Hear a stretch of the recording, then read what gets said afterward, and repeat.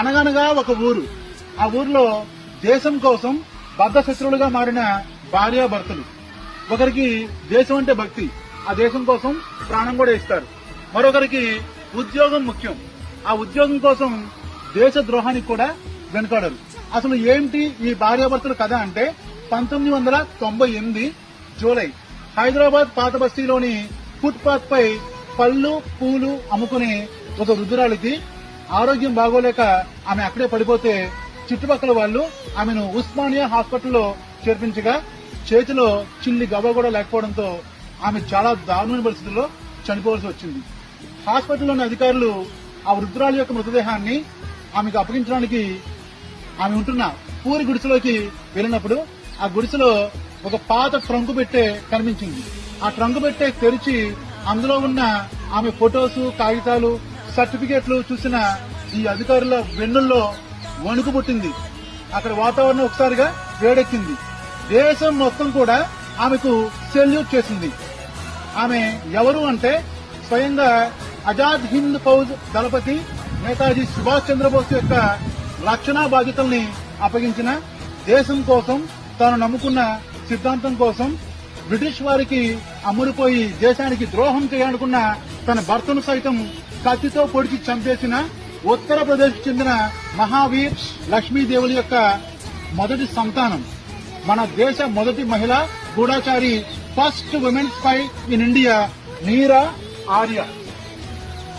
నీరా ఆర్య 8 ఏళ్ల వయసులో అమ్మానాన్నను కోల్పోయింది.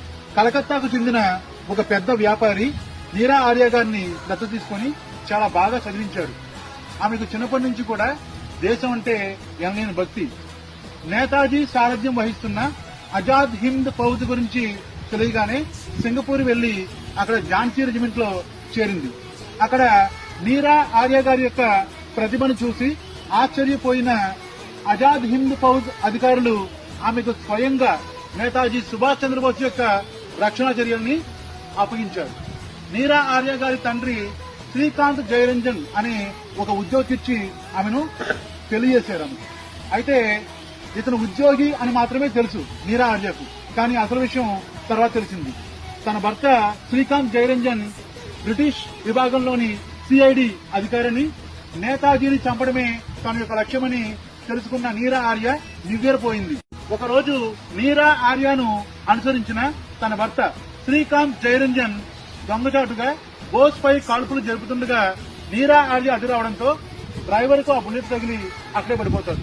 మరొకసారి బోస్ పై కాల్పులు జరుపుతుండగా నీరా ఆర్య తన వద్ద ఉన్న కత్తితో భర్తను పొడిచి చంపేస్తుంది. తరువాత ఈ బ్రిటిష్ అధికారులు నీరా ఆర్యను కాలాపాని అండమాన్ జైల్లో పెట్టి నేతాజీ సుభాష్ చంద్రబోస్ ఎక్కడున్నాడో చెప్పమని చాలా చిత్రహింసలు పెట్టేసరికి ఆమె ఆ బాధ భరించలేక నేతాజీ ఎక్కడో లేడు, నా గుండెల్లో ఉన్నాడు అని చెప్పేసరికి కోపోద్రిక్తుడైన ఆ బ్రిటిష్ అధికారి, అయితే నీ గుండెల్ని చీల్చి నేతాజీని బయటికి తీస్తాను అని ఒక తల్లి తన బిడ్డకు పాలిచ్చే రొమ్ముని కోసేశారు. అయినా సరే ఆమె చెప్పబోయేసరికి కోపంతో పెద్ద సుత్తితోటి ఆమె నెత్తిపైన గట్టి కొట్టేసరికి ఆమె పడిపోయింది. ఆ బ్రిటిష్ అధికారి ఆమె చనిపోయిందని వెళ్లిపోయాడు. స్వాతంత్రం వచ్చిన తర్వాత ఆమె మళ్లీ తిరిగి వచ్చారు. నేరుగా ఢిల్లీకో, లక్నోకో, కలకత్తాకో వెళ్ళలేదు, హైదరాబాద్ కు వచ్చారు. హైదరాబాద్ రావడానికి కారణం ఏంటంటే హైదరాబాద్ నిజాం పాలకుడు మనకు స్వాతంత్రం వచ్చిన తర్వాత నేను పాకిస్తాన్ లో కలుస్తాను, లేదంటే స్వతంత్రంగా ఉంటాను అని చెప్పి అన్నాడు. ఆ సమయంలోనే రంగంలోకి దిగాడు మన బార్డోలి వీరుడు, ఉక్కు మనిషి సర్దార్ వల్లభాయ్ పటేల్. అతను 1948 సంవత్సరంలో ఆపరేషన్ పోలో అనే పోలీసు సైనిక చర్య ద్వారా హైదరాబాద్ ని మన భారతదేశంలోకి విలీనం చేయడం జరిగింది. అంటే ఆ సమయంలో కూడా నీరా ఆర్య హైదరాబాద్ లో ఇన్ఫార్మర్ గా ఉన్నారు.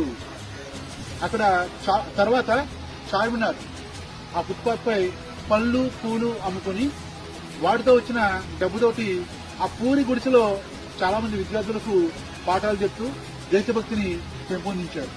ఇది మన నీరా ఆర్య గారి యొక్క కన్నీటి గాథ, కన్నీటి చరిత్ర. చరిత్రలో మిగిలిపోవాల్సిన వాళ్ళు కనుమరుగైపోయారు. జోహార్ నీరా ఆర్య, జోహార్ ఆర్య